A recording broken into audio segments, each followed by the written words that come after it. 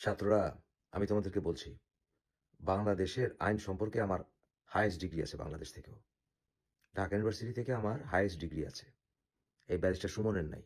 বাংলাদেশ আইন সম্বন্ধে আসলে সে কিছুই জানে না। বিদেশ থেকে লন্ডন থেকে এলএলবি করে গেছে। আমার লয়ের উপরে পিএইচডিও আছে ইউরোপ থেকে। আমি তোমাদেরকে বলছি, এই রায়ে কোনো আসা যায় না।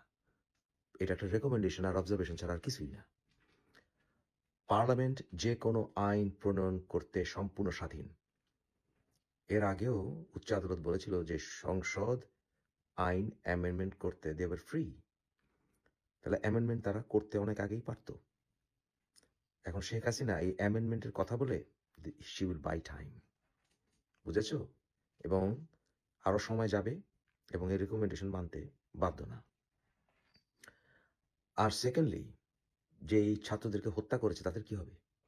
দ্রুত ট্রাইব্যুনাল গঠন করতে হবে এবং তোমাদের দেয়া লিস্ট মতে তাদের সবগুলোকে অ্যারেস্ট করতে হবে। যে সকল পুলিশ অফিসাররা গুলি চালিয়েছে, লাঠি চালিয়েছে, তাদের সবগুলোকে অ্যারেস্ট করতে হবে। এবং এই যে সরকারের মন্ত্রী ওবায়দুল কাদের, তাকে রিজাইন করতে হবে। শেখ হাসিনাকে রিজাইন করতে হবে।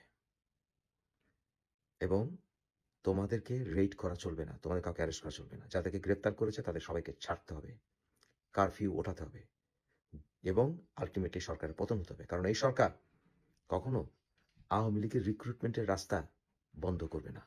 কারণ এই কোটার কথা বলেই তারা আওয়ামী লীগের লোক অ্যাডমিনিস্ট্রেশনে ঢোকায়।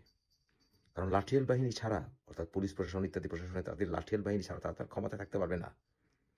এটা তোমাদের বুঝতে হবে।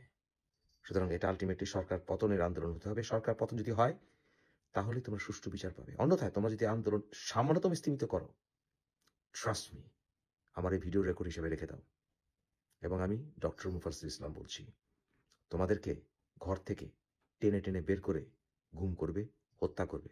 তোমরা যারা আন্দোলন করেছো প্রত্যেকের কিন্তু ভিডিও তাদের কাছে আছে এবং সেই ইঙ্গিত কিন্তু ওই ডিবি হারুন অলরেডি দিয়েছে। So be careful, do not stop this.